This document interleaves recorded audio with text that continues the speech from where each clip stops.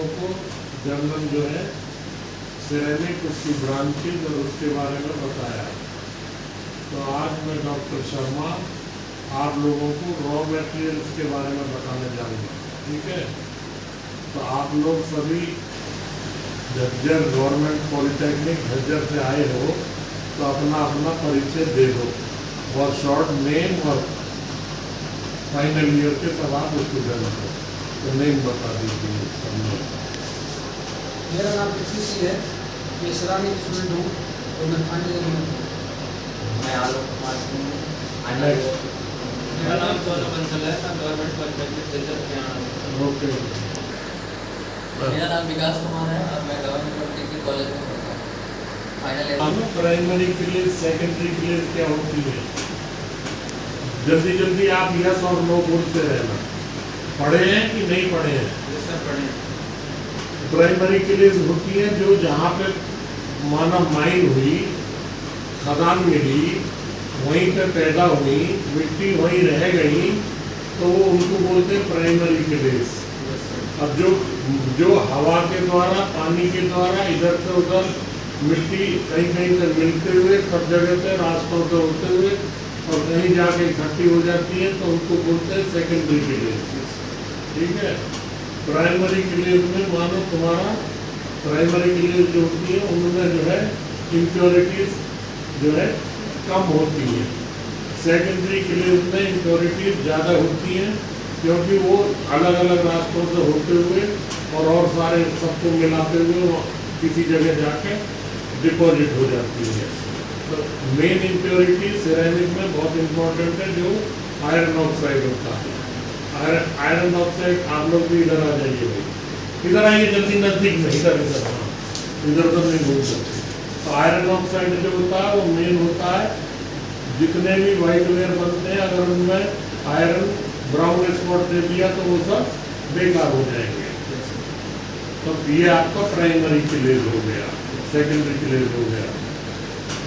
अब उसमें जैसे आपको यहाँ से अब हम दिखाएंगे थान किले और बीकानेर किले, उसका मग उठा लीजिए एक टपका। तो बीकानेर किले, थान किले, ये कौन सी किले हैं? बॉल किले हैं। और ये जो है ये सेकेंडरी क्लेज में आ गई, ठीक है। ऐसे ही इनकी भी माइंस और डिपॉजिट हुई है, समझे।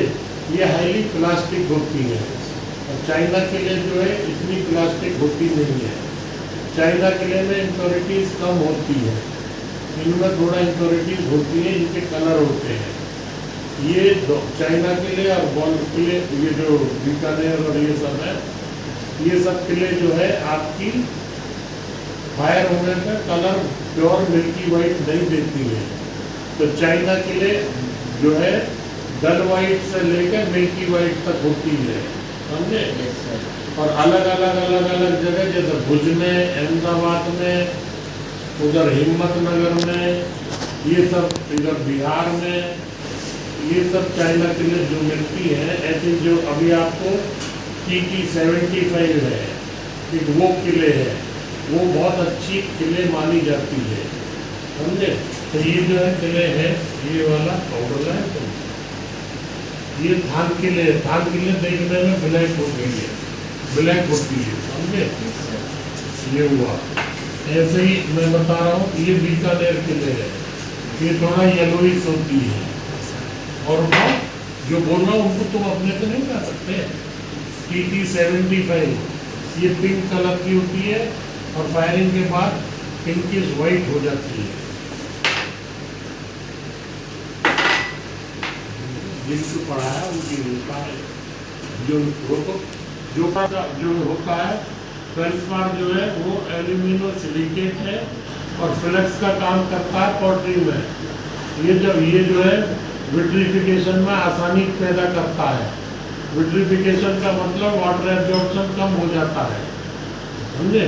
तो वो है। ऐसे ही क्वार्ट्ज है सिलिका और फेल्सपार है एल्यूमिनो सिलिकेट। यह रखते रहिए आप, क्वार्ट्ज फेल्सपार लाइए। देर में तो अभी फेल्सपार ही नहीं ढूंढ पा रहा है। बीकानेर किले जो हुई और थान किले और अलग अलग टाइप की चाइना किले फेल्सपार और क्वार्ट्ज, ये सब मिलके स्टोनवेयर बॉडी ले लो चाहे, और आप ले लो अर्दनवेयर की बॉडी, ये सारी बॉडी जो बनती है वो सब की सब जो है इन 4 रॉ मटेरियल बेस्ड होती है। अब इसी में जैसे ये देखिए क्वार्ट्ज एकदम मिल्की वाइट होता है, ये क्वार्ट्ज देख लीजिए, ये देखिए तो ये है फेल्सपार, फेल्सपार ये फेल्सपार है, समझे?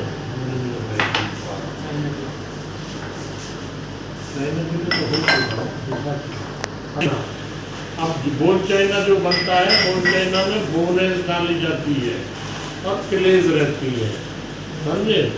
तो उसमें जो है उसमें बोन चाइना की बॉडी में फेल्सपार नहीं डाला जाता है उसमें, तो बोनेस जो होती है वही फ्लेक्स का काम करती है।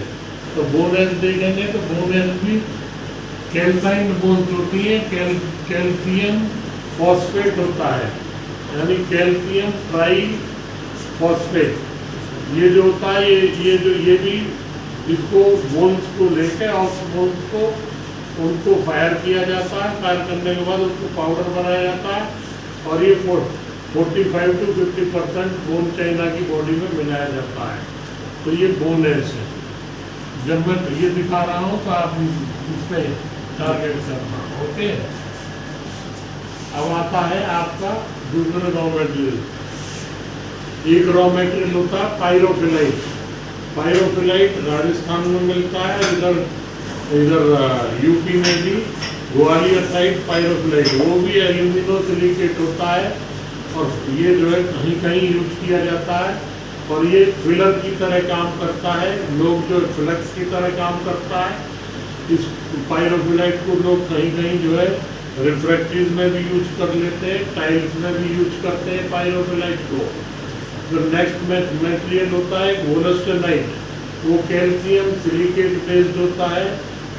वोलस्टनाइट जो होता है वो मिलता है राजस्थान में, पर्टिकुलर प्लेस में, एक उदयपुर के पास जगह है, तो वहाँ पर वोलस्टनाइट बहुत अच्छी क्वालिटी का पाया जाता है।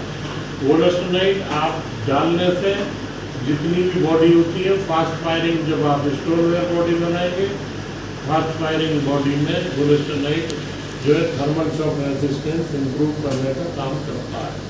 कि तेजी से आप फास्ट फायरिंग कर रहे हैं तो उसमें थर्मल शॉक नहीं होना चाहिए, तो ये वोलस्टनाइट का रोल होता है, जो आपको हमें दिखाने के लिए नहीं है। फिर आता है कैल्साइट, कैल्शियम कार्बोनेट होता है। कैल्साइट का यूज जो है अधिकतर विलेजेस में किया जाता है, और कैल्शियम कार्बोनेट जो होता है कैल्साइट भी, वो कैल्साइट भी एकदम प्योर मिल्की वाइट होता है। ये आप देखेंगे तो ये कैल्साइट है, ये भी गलत है, कैल्साइट है ये। अब आप आते हैं, देखिए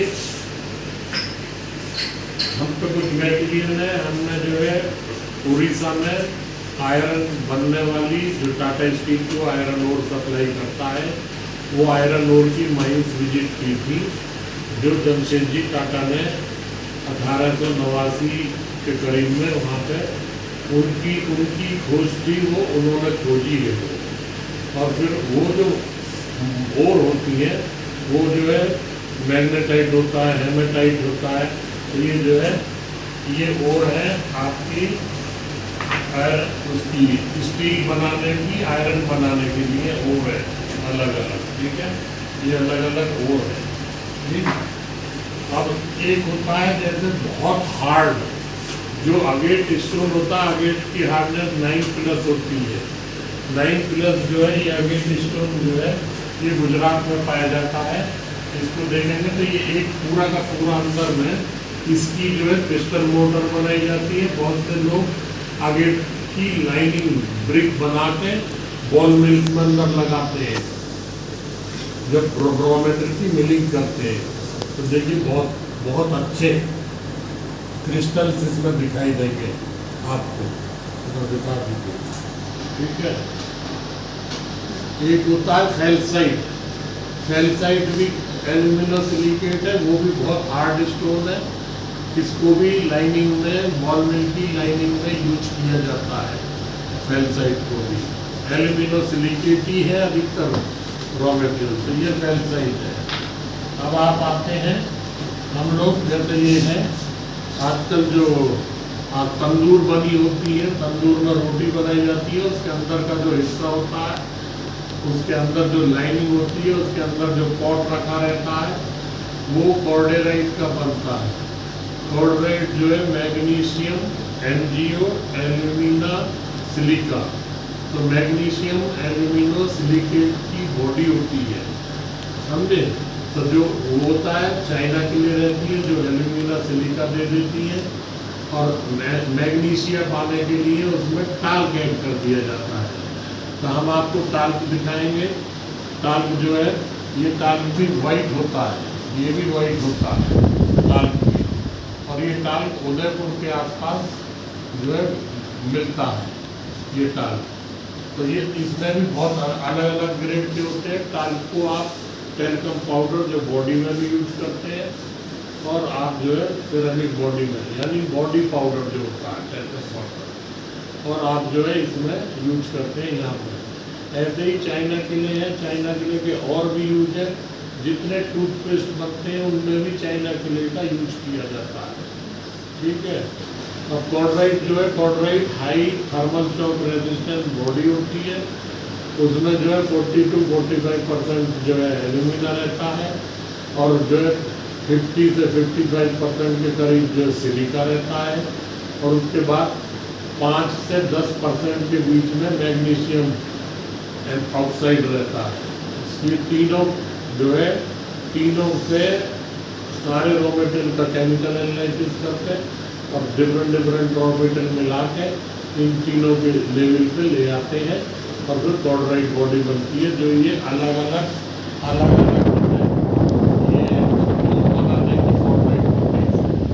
तंदूर का जो पॉट होता है जिसमें तंदूरी रोटी बनती है, और ये पॉट्स यहाँ पर ग्रेटर नोएडा में बनाए जाते हैं, और पॉट्स बना के ये सारे पॉट्स एक्सपोर्ट किए जाते हैं यूरोप और अमेरिका को।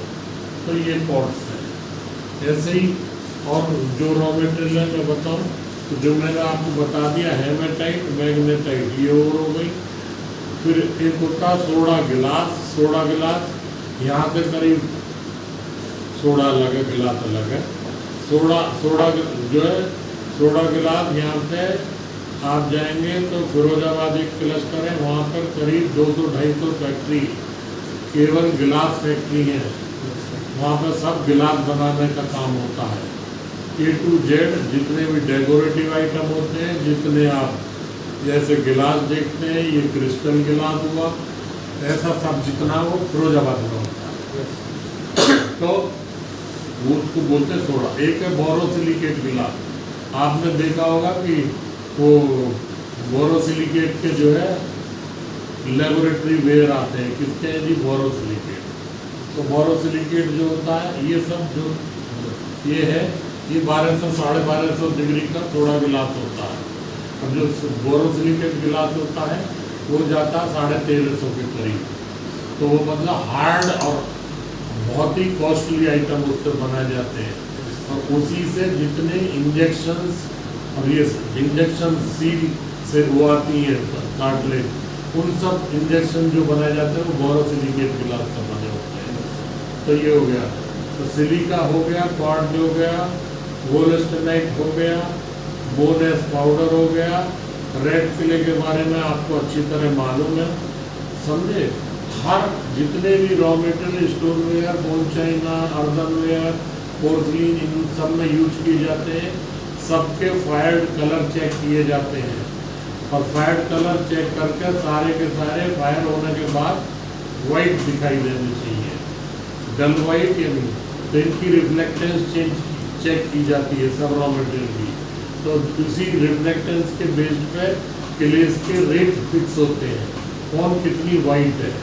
तो 90% प्लस, 95% प्लस उनकी वाइटनेस जो चेक की जाती है, उसके ऊपर रेट डिसाइड हो जाते हैं।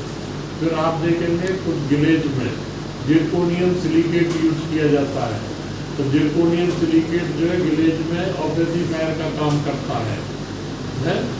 तो जिरकोनियम यही है, जिरकोनियम सिलिकेट, इनको इसका फॉर्मूला मालूम। तो ये जिरकोनियम सिलिकेट होता है, ये भी वाइट रहता है, वाइट रहता है। अब आप ये समझिए कि ये जरूरी नहीं कि वाइट, अगर सिलिकॉन कार्बाइड जो ब्लैक होता है, सिलिकॉन कार्बाइड को अगर आप इतना वाइट पाउडर बना दें कि वो नैनो पार्टिकल्स में कन्वर्ट हो जाए तो ब्लैक सिलिकॉन कार्बाइड भी डल वाइट दिखाई देने लगता है, समझे? तो जितनी तो क्यों डल दिखाई देने, डल वाइट दिखाई देने लगा था? तो ब्लैक, तो वो सब रिफ्लेक्टेंस पर डिपेंड करता है। ये हुआ। तो ये सारे रॉ मटेरियल, कैल्साइट हो गया, टाल्क हो गया, अगेट हो गया। अब आपका बचा है बेंटोनाइट। बेंटोनाइट जो होता है, जैसे यहाँ पे मुल्तान पाकिस्तान में है, उनकी जो मिट्टी होती है मुल्तानी मिट्टी, कभी सुनोगे तो गाँवों में लेडीज मुल्तानी मिट्टी खरीद के उसका लेप मुँह पे करती हैं। मुल्तानी मिट्टी जो है फेशियल पैक की तरह यूज की जाती है और उसकी जो प्लास्टिसिटी होती है वो बहुत अच्छी होती है। तो बेंटोनाइट जो होता है, बेंटोनाइट क्या होता है, अगर आपने कोई एक इंच का पीस बनाया तो वो जो है एक्सपेंड करता है, एक्सपेंशन के लिए है ये। तो जो मुल्तानी मिट्टी हुई और राजस्थान गुजरात में अलग अलग कलर के अलग अलग तरह के बेंटोनाइट मिलते हैं, लेकिन सबसे बढ़िया बेंटोनाइट टर्की से आता है। टर्की का बेंटोनाइट बहुत अच्छा है। मुल्तानी मिट्टी भी बहुत अच्छी है, ठीक है। बेंटोनाइट जो है उसमें आयरन ऑक्साइड बहुत ज़्यादा होता है, तो आयरन ऑक्साइड ज़्यादा होता है तो इन सब बेंटोनाइट को कहीं भी वाइट वेयर बॉडी में यूज नहीं किया जाता है। बेंटोनाइट का यूज माना आप करना चाहते हैं तो बेंटोनाइट का यूज जो है वो माना एल्कलाइन बॉल बन रही है, ये एल्कलाइन बॉल है, ये जो दिखाई दे रही है एल्कलाइन बॉल का मतलब है आपके पानी की एसिडिटी को ख़त्म करना और एल्कलिनिटी को बढ़ाना। तो एल्कलाइन वाटर जो है 7 के ऊपर से 8, 8.5, 9 तक का pH का एल्कलाइन वाटर होता है जो शरीर के लिए बहुत फायदेमंद होता है। तो ये सब में आप बेंटोनाइट वगैरह यूज करते हैं, कलर लेना है बॉल्स का। और बेंटोनाइट कहीं कहीं रिफ्रैक्टिव ग्रेड में यूज किया जाता है। कहीं कहीं जैसे बॉडी है टाइल्स वगैरह की, वहाँ पे उसमें जहाँ वाइटनेस बॉडी ग्लेज तो वाइट होगी तो बॉडी में बेंटोनाइट मिला दिया जाता है ताकि ये प्लास्टिसिटी, बेंटोनाइट बहुत हाई प्लास्टिसिटी देता है, तो उसके लिए भी वो मिलाते हैं क्योंकि टाइल बहुत थिन आने लगी। बेंटोनाइट की जो ड्राई स्ट्रेंथ होती है वो चाइना के लिए इन सबसे अच्छी होती है, इसलिए अगर टाइल प्रेस की तो जब हैंडलिंग स्ट्रेंथ होनी चाहिए तो वो बेंटोनाइट में होती है। कैल्साइट हो गया है ना। ये सारे रॉ मटेरियल हमने आपको, अब क्या बचा है, कैल्साइट एल्यूमिना। कैल्साइट एल्यूमिना उठाइए, दिखना देखिए इधर है। कैल्साइट एल्यूमिना होता है, एल्यूमिना जो होता है वो देखिए ये भी वाइट होता है। अब जो कैल्साइट एल्यूमिना होता है ये बेयर प्रोसेस है, जब एल्यूमिनियम बना रहे होते हो तो ये एल्यूमिनियम भी साइड में मिलता है। तो जो बेयर प्रोसेस होता है एल्यूमिनियम बनाने का, उसमें एक एल्यूमिनियम ऑक्साइड मिलता है।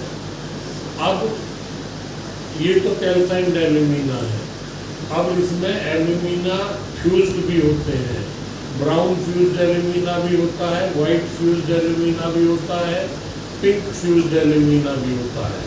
वो तीनों फ्यूज्ड एल्यूमिना रिफ्रैक्टिव में यूज होते हैं, कास्टेबल्स में यूज होते हैं, और जितने भी ग्राइंडिंग व्हील्स एब्रेसिव्स बनते हैं वो सब में, क्योंकि उनकी हार्डनेस 9+ होती है तो वो सारे हार्डनेस समझते हैं ना। जैसे हमारे दांत हैं, हमारे दांत जो है ज़्यादा से ज़्यादा 4.5 और 5.5 हार्डनेस के हैं, तो एल्यूमिना से आप रगड़ नहीं सकते दांतों को, मिट्टी से रगड़ सकते हैं।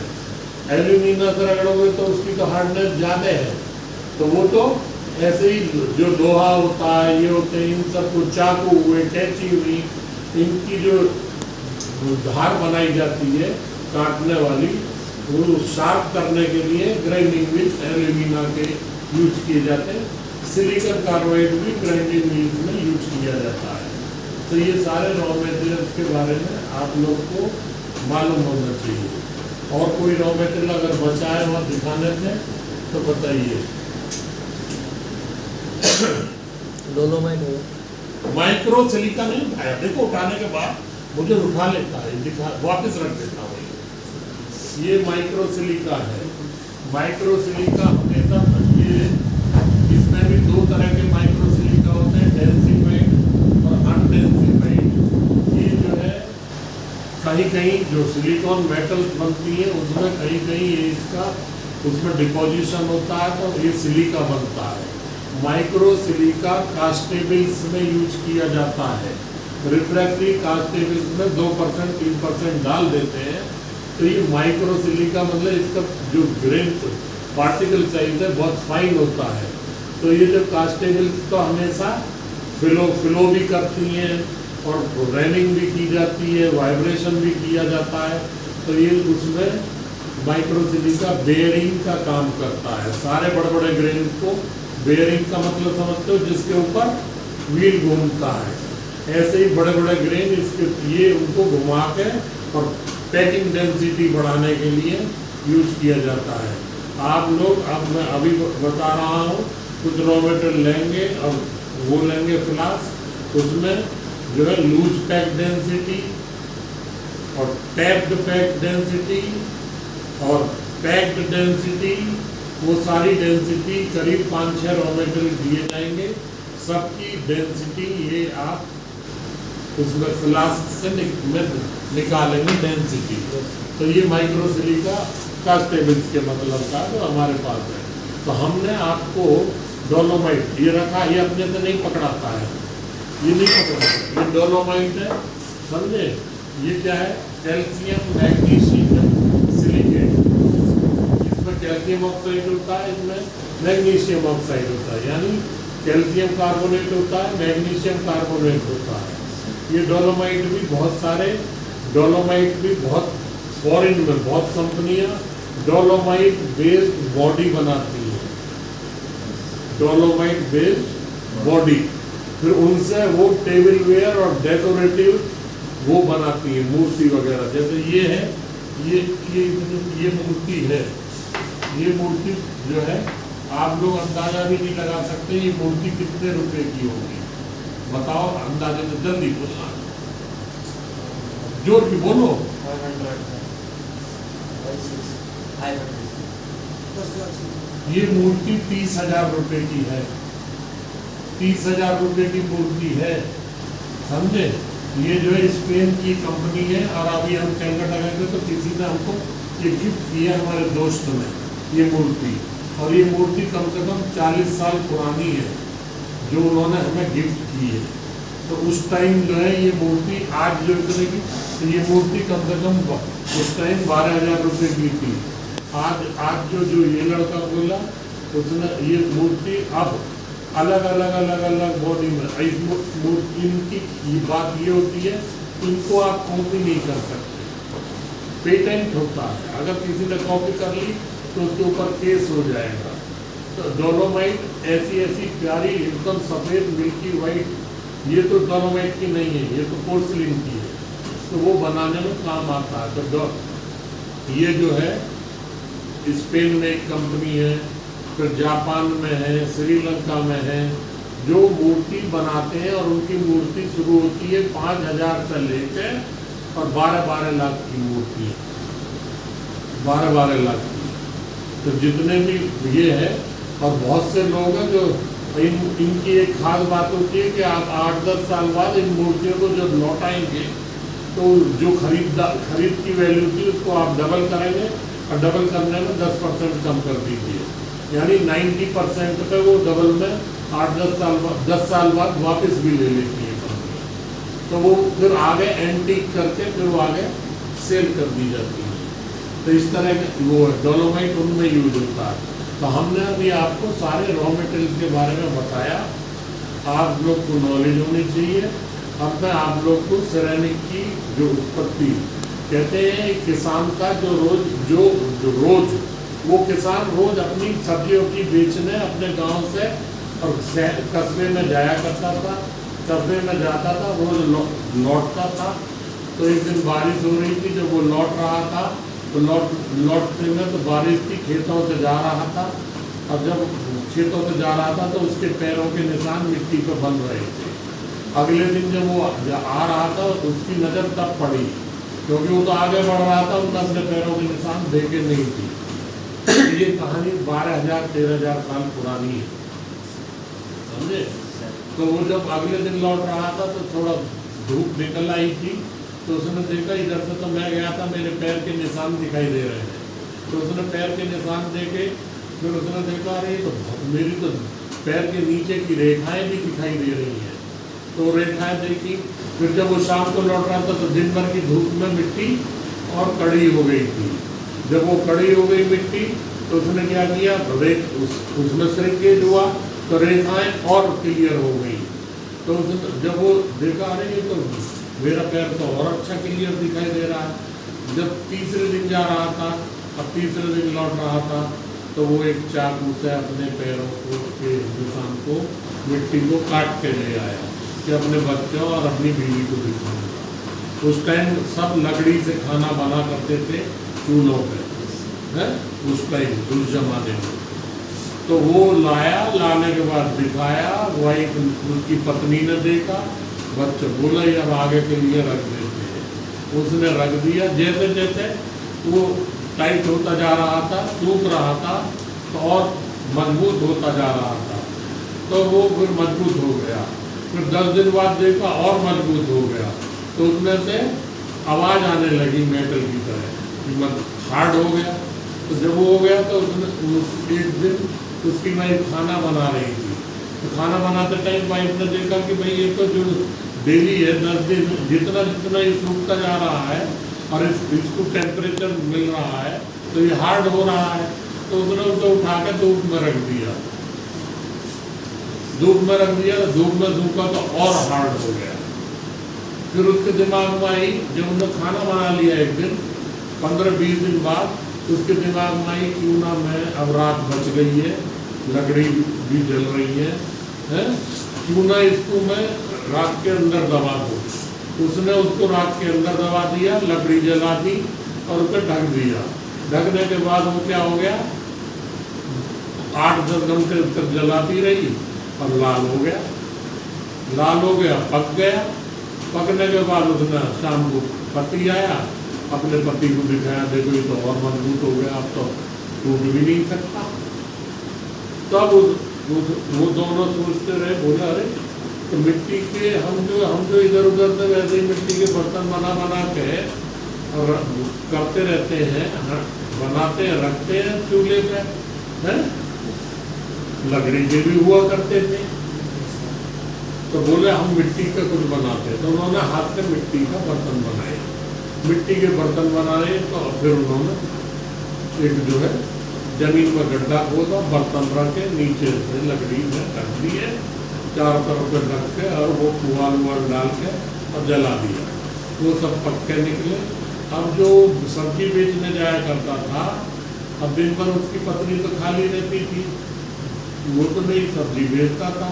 तो पत्नी जो जब खाली समय देखती तो बर्तन बनाया करती और इसको एक और जरिया मिल गया पैसा कमाने का, ये बर्तन बेचना है लगा। जब वहाँ बर्तन बिकने लगे तो बोले अरे कैसे बने, ये कैसे बने। तो उसने फिर सब गाँवों में फिर मिट्टी के बर्तन बनने शुरू हो गए। तो वहाँ से फिर ये लाल मिट्टी, फिर जब देखा ये तो लाल मिट्टी है, तो किसी ने कहा अरे वहाँ पे तो सफ़ेद मिट्टी के भी हैं, तो वहाँ सफ़ेद मिट्टी मिली। फिर किसी ने देखा अरे इसमें तो कंकड़ पत्थर भी मिलते हैं, तो कंकड़ पत्थरों को देखा गया तो फेल्डस्पार क्वार्ट्ज निकले। तो फिर इन सबको मिलाया गया तो व्हाइट बॉडी बना दी, स्टोनवेयर बॉडी। ठीक, फिर कोई आदमी था स्टोनवेयर बॉडी और ये सब पोर्सलिन बनाना सीखने आया था चाइना, इंग्लैंड से। तो जब वो इंग्लैंड से आया तो उसने यहाँ पर बनाना सीखा। बनाने जाने के बाद उसने देखा, जाने के बाद देखा तो बोला अरे वहाँ पे एक रॉ मेटेरियल भूल गया, वो अपना भूल गया चाइना में कि कौन सा रॉ मेटेरियल बताया था। उस जमाने में कोई मोबाइल थोड़ी थे, तो भूल गया बेचारे, लिखा था कि गलत लिख लिया, क्या लिख लिया। तो इंग्लैंड में वो अपनी वाइट बॉडी बना रहा था। जब वाइट बॉडी बना रहा था तो उसने देखा कि जीतन इतना बड़ा कुछ बनाया, अब भट्टी में गया, वो गिर गया। गिरने के बाद उसने कहा अरे ये क्या है। तो एक दूसरे ने इंग्लैंड में बोला अरे इसकी तो बैकबोन ही टूट गई, बैकबोन टूट गई, क्या करेंगे अब, कोई रॉ मेटेरियल जो ये है। तो उसने कहा अरे उसको तुरंत आइडिया आया, बोला बैकबोन टूट गई तो भैया आदमी की हड्डियों में आयरन होता है। जितने भी जानवर होते हैं, जितने जैसे जानवर होते हैं उनमें जो है आयरन होता ही है, आयरन होगा, भैंस में भी होता है। तो जो ऑक्स होता है, ऑक्स का मतलब बैल, बैल जो मेहनत करता है, बैल में तो उसमें आयरन नहीं पाया जाता। तो उसने ऑक्स की बोन्स ली, बोला आयरन तो चाहिए नहीं हमें, वाइट करना। तो उनने बैल की हड्डी ली, हड्डियों को पकाया, पकाने के बाद बोला हड्डी की बैकबोन डाल दो, पाउडर बनाया। जब उसने बनाया तो उसने देखा ही तो भैया ट्रांसलूसेंट है, हर बार दिखाई देता है। उनने नाम दे दिया बोन चाइना। फिर बोन चाइना आ गई।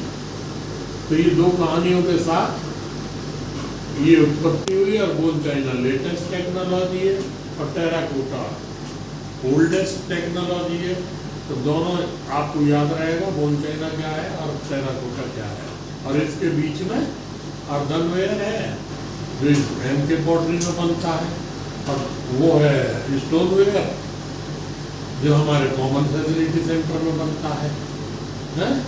तो ये हो गया। अब पोर्सलिन इंडिया में अधिकतर एक दो कंपनी है जो बनाती है पोर्सलिन, ज़्यादा नहीं है, हो जाने भी नहीं है। तो इसी के साथ हम ये रॉ मटेरियल पे अपना लेक्चर खत्म करते हैं। आप लोग को समझ में आया? ठीक है। और कोई सवाल पूछना तो पूछो, कोई सवाल है पूछो, एक एक सवाल है कोई? सर तो कॉली व्हील क्लियर होती है, वो कैसे होती है? क्या कॉली व्हील क्लियर, प्राइमरी सेकेंडरी और कॉली व्हील क्लियर भी होती है। सवाल ही नहीं बोलते। कोलियोल प्राइमरी सेकेंडरी और कोलियोल क्लियर में क्या क्या क्रिया होती है? कोलियोल क्रिया होती है सर हमने क्ले का क्लासिफिकेशन पढ़ा था, उसमें 3 तरह के क्ले बताए गए थे, कोलोइडल, प्राइमरी और कोल्यूबल और ये ट्रांसपोर्टेशन। प्राइमरी सेकेंडरी हमको तो वही मालूम है, और कौन सी तुम कह रहे हो हमको नहीं मालूम है, हमें दिखाना। नेक्स्ट। हाँ पूछो। तो तुम्हारे गांव के आसपास टेराकोटा बनता है? कुम्हार है, कुमार है, तो कुम्हार बनाते होंगे ना। पूर्वा कहाँ से आता है? मटके से हाँ तो वही बनते आसपास, हर गांव में बनता। झज्जर में जाओ, झज्जर में भी बनता। ठीक है, ठीक है, थैंक यू सर।